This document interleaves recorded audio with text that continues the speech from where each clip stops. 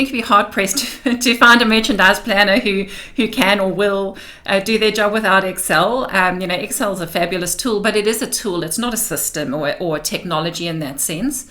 I think it's a bit of a mixed bag as to how far that dependence on Excel goes, and where is it appropriate to go with the Excel use. Again, bigger businesses tend to have more of that technology and infrastructure in place. Smaller businesses tend to have to make do a lot more, in which case they often rely on Excel a lot.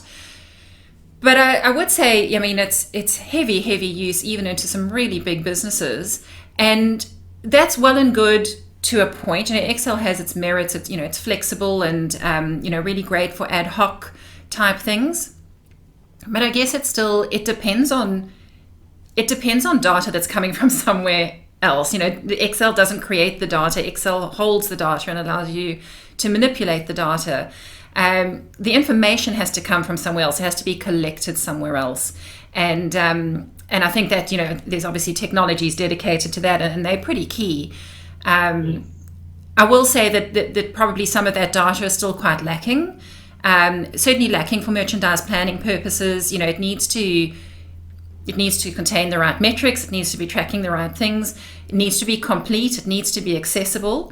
And so even businesses that do have, the technology, they don't always have it quite to that same degree that it would be needed for planning. And, markdowns are a good example of that. I'd say that's one of the ones that is most common, speaking to businesses and needing to work with them, to achieve a planning outcome.